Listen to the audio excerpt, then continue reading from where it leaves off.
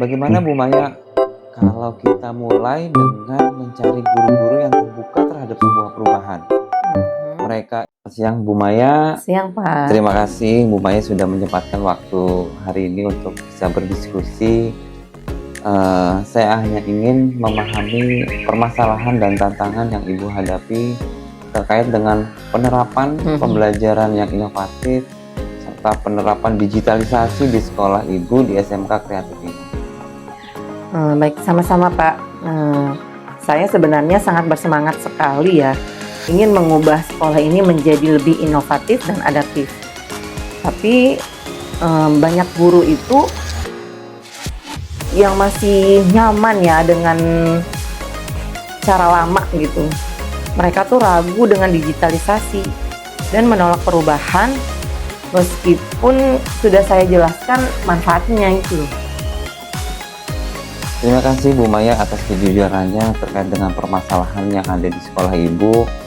Tapi ini adalah situasi dan yang umum yang terjadi di mana saat sekolah ini ingin menerapkan sebuah inovasi. Saya ingin membantu Ibu Maya melalui pendekatan yang lebih bertahap, yaitu menggunakan teori difusi inovasi.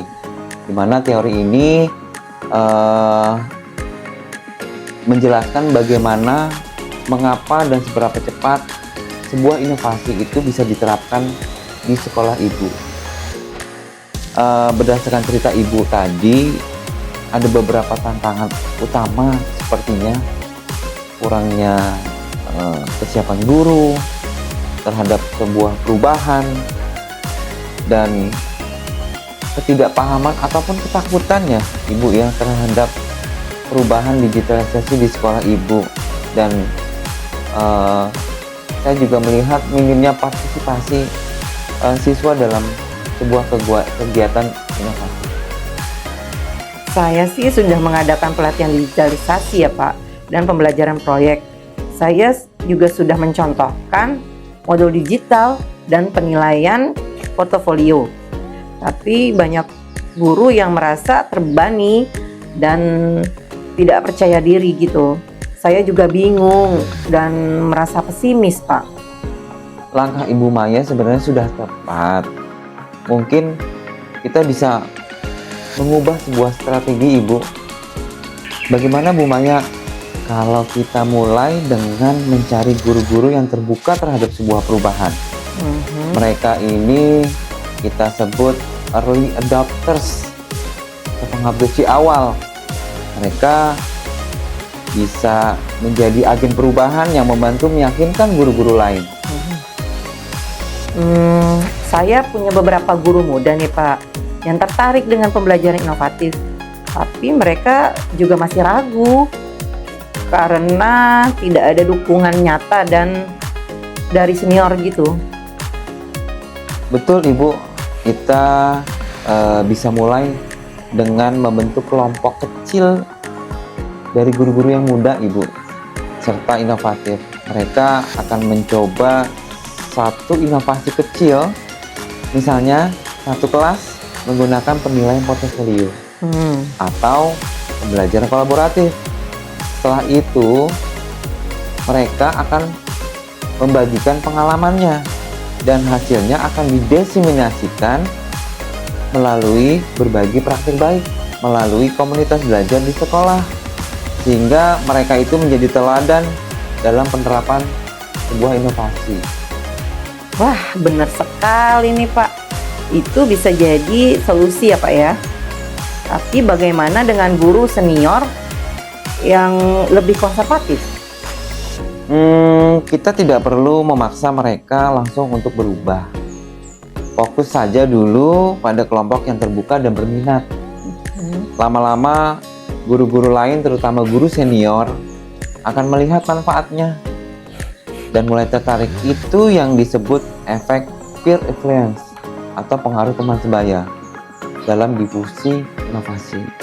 Saya akan coba jelaskan kepada Bu Maya strategi implementasi yang bisa kita lakukan di sekolah ini.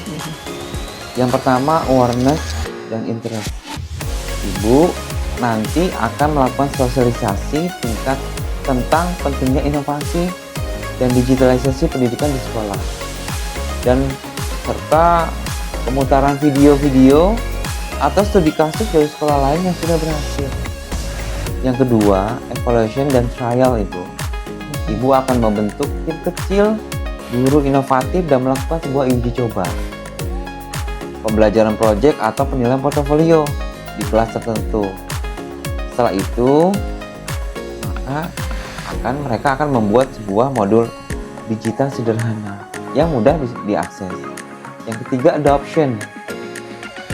Adoption ini membagi hasil uji coba melalui komunitas belajar dan memberikan penghargaan bagi guru-guru yang berpartisipasi serta akan menyusun panduan pembelajaran inovasi untuk semua guru. Yang terakhir, enforcement.